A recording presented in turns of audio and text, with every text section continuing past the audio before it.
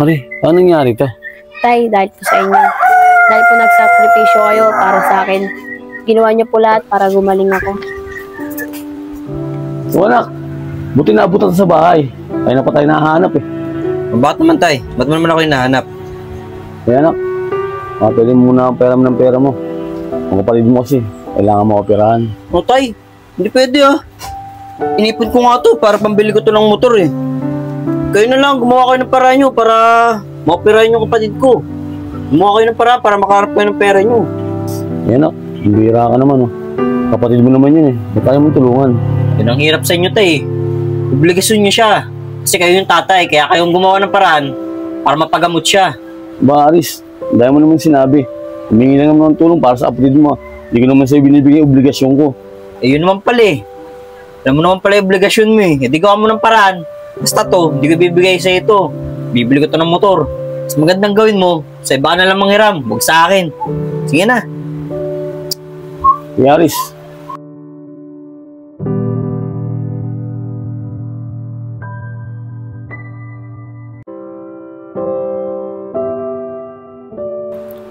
Tay, nakahanap na po ba kayo ng pera? Para po maoperahan na ako. Anak, wala pa akong pera. Pero huwag kang mag-alala. Magawa ko ng paraan. Subukan ko manghiram ng pera sa kapatid ko. Baka maoperahan ka.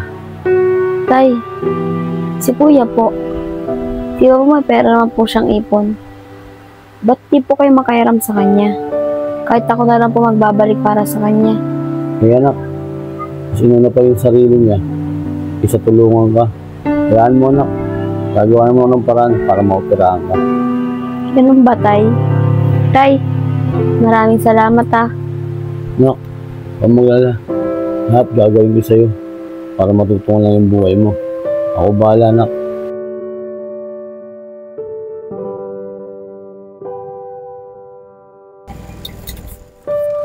Nako.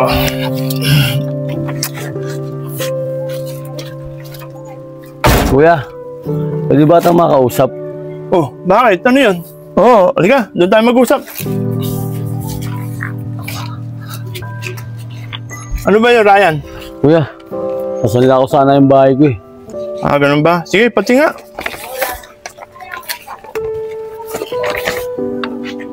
Eh, maliit lang to ah. 50 square meter lang to, Ryan. Eh, kung kukunin ko to, 100,000 lang may bibigay ko sa'yo. Ganun ba kuya?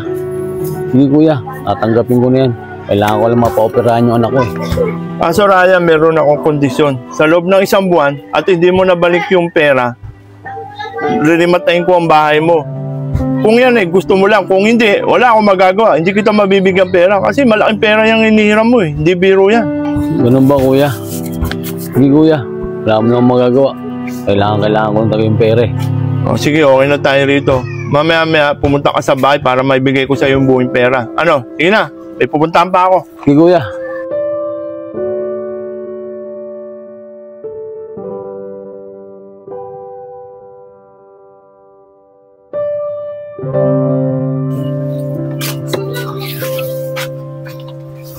Ryan!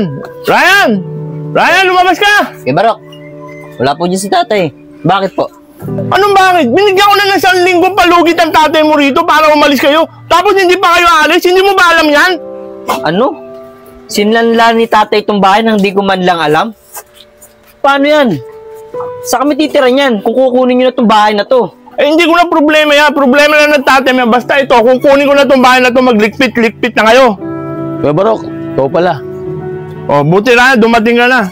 Maglikpit-likpit ka na dahil kukunin ko na itong bahay. Saka itong anak mo, paliwanagan mo, hindi niya pala alam mapag-uusap natin. Tay, ba't di ko man lang alam? Sinanla niyo itong bahay? Bakit nyo sinanla? Hey Aris, hindi ko nga pala nasabi sa'yo. Alam mo naman, kailangan natin ng pera para maoperahan yung kapatid mo. Ito lang ang tanging paraan para makiram mo sa Tito Barok mo na isanla ko yung bahay natin.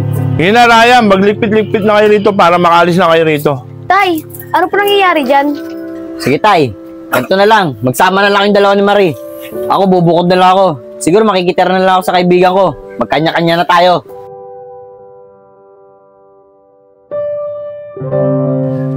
Marie, Ano ba ginagawa natin dito? Kailangan pa natin maghanap ng bahay. Malilipatan natin. Tay, sumunod na lang po kayo. May sorpresa po ako sa inyo. Ma'am Marie, kayo pala yan. Kanina ko pa kayo inaantay ah. Ito nga po pala yung susi ng bahay. O nga pala Ma'am Marie, yung papeles po ng bahay na ito, dadaan ko na lang po bukas sa inyo. Sige, maraming salamat Kuya Agustin. Sige po Ma'am Marie, tuloy na po ka. Sige Kuya Agustin, ingat po. Marie, dito lang ng bahay. Ibig sabihin, ikaw na may-ari itong bahay na to. Marie, ano nangyari to? Tay, dahil po sa inyo. Dahil po nagsakripisyo kayo para sa akin. Ginawa niyo po lahat para gumaling ako. Tay, at hindi lang yon. Tay, para sa inyo po to. Nak, laking pera nito ah. May ganito ko palang pera. Ba't hinayaan mo ako ng tito mo yung bahay natin? Di sana tinubusan natin sa kanya to. Tay, sinadya ko talaga. Para si Kuya, matutong tumayo sa sarili niyang paa. Para malaman niya yung mga pagkakamali niya. Na mas inuna pa niya yung sarili niya kaysa pamilya niya. Para malaman natin, Tay, kung nakisisi ba si Kuya o hindi. Titigyan natin kung mangingi siya ng tulong sa atin. Ganun ba anak? Yan ang decision mo eh. Pero anak, huwag mo kakalimutan. Kuya mo pa rin siya at kapatid mo siya.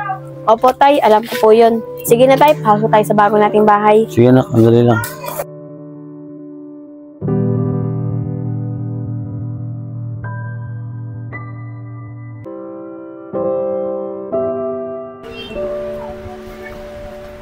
Pre, misi ka nga dyan. Nakabukas pa electric pa, no? Ba't pinatay mo? Ano ba problema? Pre, pasensya ka na. Nagagalit kasi yung asawa ko eh.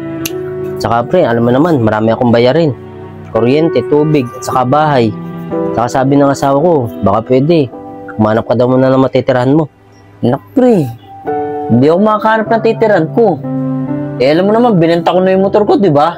O kalahati nga, binigay ko na sa inyo. Pre, wala akong kapera-pera dito. Wala akong matitiran talaga. Baka pre, pwede, pakiusapan mo muna yung asawa mo. Wala talaga akong tutuluyan eh. Eh pre, hindi talaga pwede. Magagalit talaga yung asawa ko. Saka yung sinasabi mo binigay mo yung kalahati ng binenta mong motor, eh ginagamit din natin pangkain dito sa bahay. Kaya naubos na rin. Eh pre, wala na talaga akong magagawa eh. Kaysa naman kami mag-asawa mag-away. Sige na pre, umalis ka na. Sige pre, kung yun talagang desisyon ng asawa mo, aalis na din agad ako. Pasensya ka na pre ha.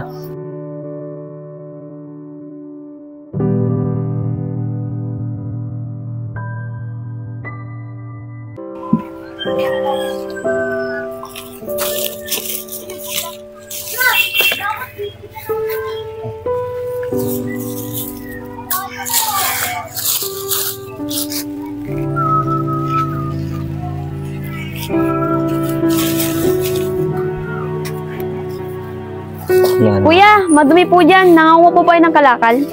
Ah, ate, opo. Tinitingnan ko lang po kung may kalakal. Huwag niyo na po akong alalahanin. Sanay na po ako rito eh. Kuya? Marie?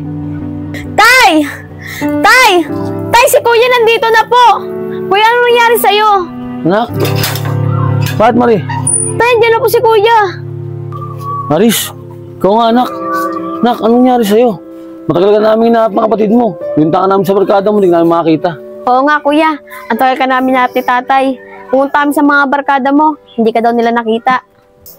Hindi ako naniniwala sa inyo. Sa dami ng ginawa kong kasalanan sa inyo, magagawa niyo pa ba akong hanapin? Posible naman yun.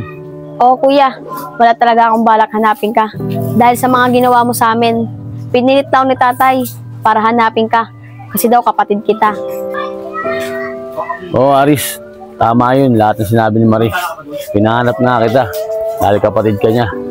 At sino ba magtutulungan kung di tayo lang. Kaya lahat ng kasalanan ginawa mo sa amin, may tawad na namin ikaw.